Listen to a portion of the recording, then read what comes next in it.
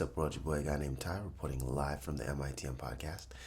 And today, I want to talk to y'all about infinite banking. Is it a scheme or a scam? Run my intro. Caught up in them bright lights, dust of shiny things that's golden.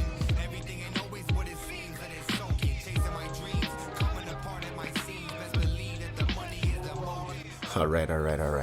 Now we're finally getting into the meat and potatoes of this podcast, and I've been wanting to talk to you guys about this for a little while, but just had to kind of find my voice with this podcast. Now, the infinite banking concept.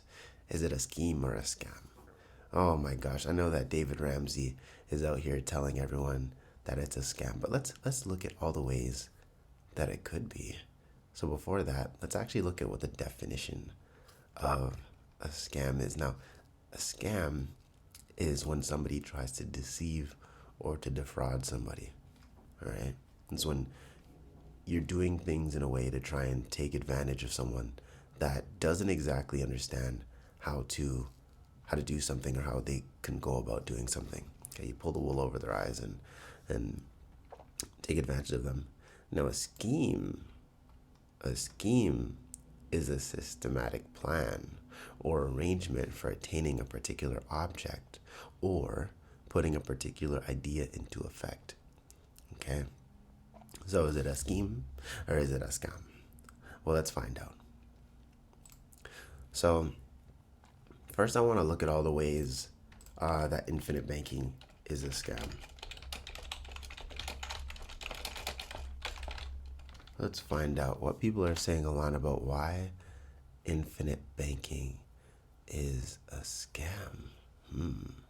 Right off the bat, when you look for that, he says the biggest risk to infinite banking is reducing your death benefit or even losing your insurance policy completely. If you borrow against the cash value of your insurance policy but can't keep up with the cost of insurance premiums, that will decrease the death benefit left to your family. Well, I mean, that's a part of the education of infinite banking. Another thing we have here says, is infinite banking a hoax? Well, this one says that it's legit. Come on, must have something here saying that it's bad. What's one of the main cons of infinite banking? Now, one of the biggest cons that may come up with infinite banking is if it's not structured properly. You know, there's some people that believe you can do infinite banking with just any insurance company or any whole life insurance policy, but that is not true. I've heard of people selling absolutely terribly structured insurance policies, selling absolutely terrible policies without any sort of loan provisioning, without any sort of protections for the clients. And first of all, those people are like scum of the earth, okay? You have someone that's coming to you for your expertise and trying to learn from you, and you decide to give them a garbage policy and just slap the name infinite banking on it, or bank on yourself, or whatever concepts you think that you're going to teach other people. Is ridiculous. Now, if you're in Canada, there's only two companies that you could do infinite banking with, and that is Manulife and Equitable. Okay, the only two companies. So if right off the bat, if anyone approaches you and says, hey, I'm going to set you up with some infinite banking, and they're not coming from or saying that they're getting you a policy with one of those two companies, turn around and run. That person does not have your best interest in mind. That person is a liar, and they're probably scamming you. Okay? Anyway, scheme or a scam? What exactly is infinite banking?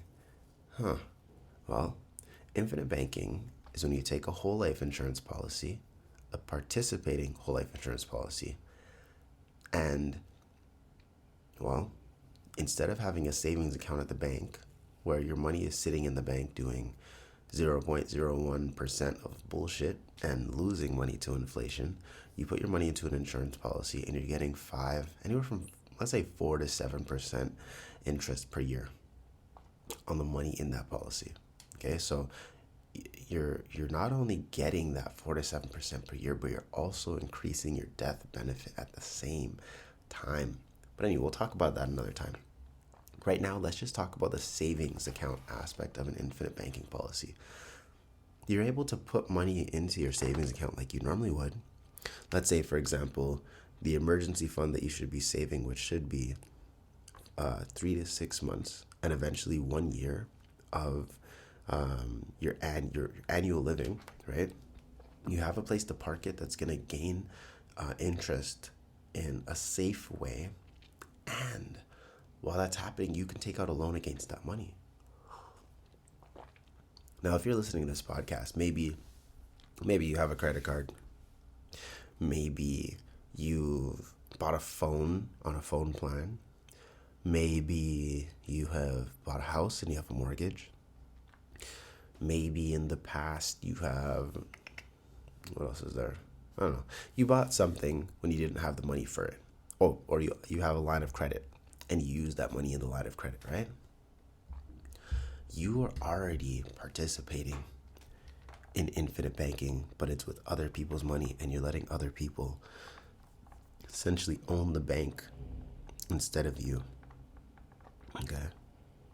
Now with infinite banking, you're able to build your life insurance, put money away somewhere, and now when you need money to buy that phone, or you need money to put down on that house, or you need money to buy a car, you can finance it yourself. Okay? You have access to funds that your savings account essentially, but you don't have to interrupt the compounding. That's one of the coolest things about infinite banking. That's why it's a scheme and not a scam. And it's something that has to be caught and can't be taught. There's all these different little sayings that they have. But the main thing to wrap your head around is there's 3 things that we do with our money. We either save it to spend it later. We either don't have the money and we borrow it from someone else and have to pay it back later. Or we find a way to compound our money and make it and collateralize it. So one of the ways that I like to talk to my clients about this is like, could you imagine if you bought a Mona Lisa? Could you imagine buying a Mona Lisa and someone's like, hey, every year the value of your Mona Lisa is going to go up 2x. Okay, you bought it for $1. Next year it's $2. Next year it's $4. Next year it's $8. But instead of just saying dollars, just add a couple million to that. And you needed money right now. Would you sell your Mona Lisa? If your parents gave you a house and the house is all paid off, and now that house is gaining more money every year, would you sell your house just because you wanted to buy a car? Probably not. So why do you do the same thing with the cash that you have every day? Someone gave you cash. What is money? Money is a store of value.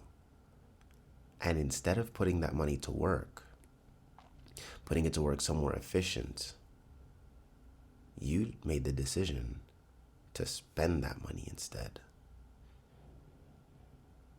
Where you could put it somewhere, have it growing, have your savings and everything growing over there, and then take out a loan against it later on. Pay a little interest rate, cool. But you don't just have to be paying interest. You would actually be in a position to be making interest at the same time. And the only way you can do this is if you properly structure this tool. And if you sit with a specialist that can actually properly structure the tool. So I'm actually going to be reading to you guys from this book called Becoming Your Own Banker. Becoming Your Own Banker. Sorry guys, I'm still a little stuffy and a little sick. But we're going to be reading Becoming Your Own Banker real soon. And it's going to explain to us exactly how infinite banking was founded, how we can utilize it. And there's some really cool little stories in there to really help us grasp the concept and grasp the idea of infinite banking. So with that being said, that's pretty much it for today's session, today's podcast. I just wanted to talk to y'all about Infinite banking, is it a scheme or a scam? But you let me know some of your thoughts of if it is a scheme or if it's a scam. Personally, y'all know what camp I'm in. I mean, I use it in my day to day. And that's pretty much it for me. Peace.